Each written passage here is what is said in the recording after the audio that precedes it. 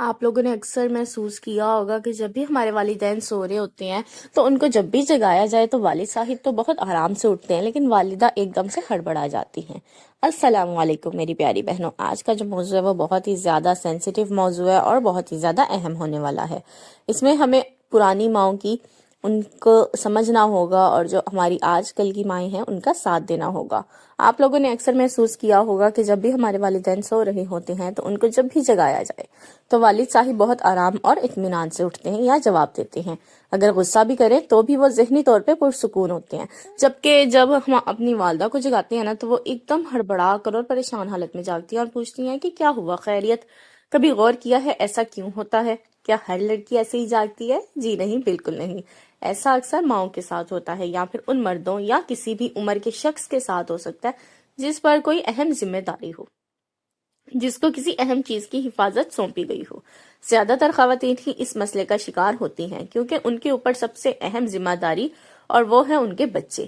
شروعات سے بات کریں تو جب بچے کی پیدائش ہوتی ہے تو اس کے بعد سے ہی ایک سینسر عورت کے ذہن میں فٹ ہو جاتا ہے جو ہر آہٹ پر چونکتا ہے۔ بچہ رونا بعد میں شروع کرتا ہے، اس کے ہلنے سے ہی ماں کی آنکھ کھل جاتی ہے، اور یہ ایک سمجھے ایک میریکل ہے۔ یہ ایک ایسی چیز اللہ تعالیٰ نے عورت کو بخشی ہے کہ جس کا کوئی ہم سوچ بھی نہیں سکتے کہ یہ کیسے ممکن ہے۔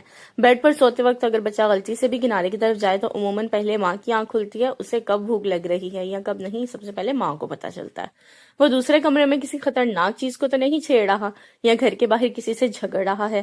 یہ ماں کے دل میں ہی یہ وسوسے آتے ہیں، یہ یوں کہیں کہ ماں کی چھٹی حص اسے بتا دیتی ہے، کیونکہ یہ تمام کام صورتحال ایسی ہوتی ہے جس میں ان کو لمحوں میں حرکت کرنی ہوتی ہے یا فیصلہ کرنا ہوتا ہے۔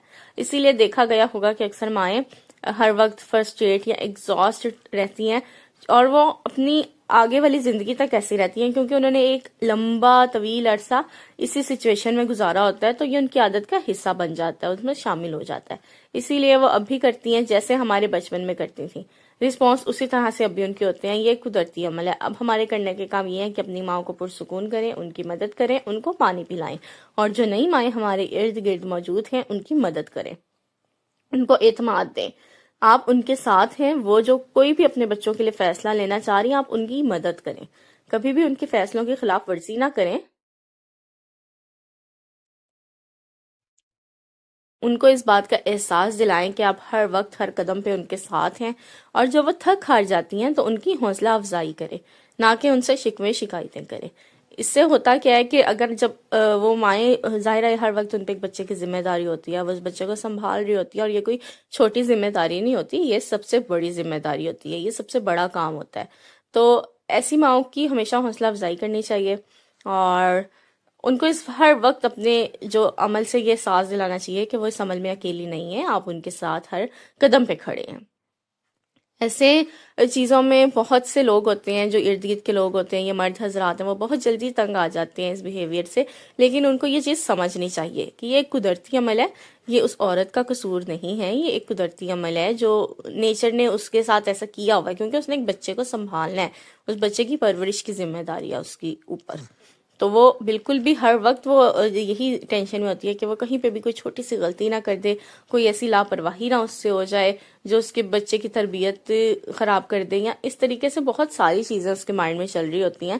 تو ہمیں چاہیے کہ ہم ان سب باتوں کا خیال رکھیں۔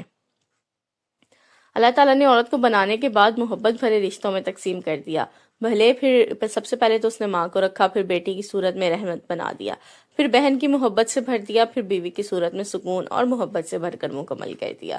تو ہمیں اپنے ان چند رشتوں کی قدر کرنی چاہیے، اور جتنے بھی لوگ ہیں ان سب کو اس بات کو سمجھنا چاہیے۔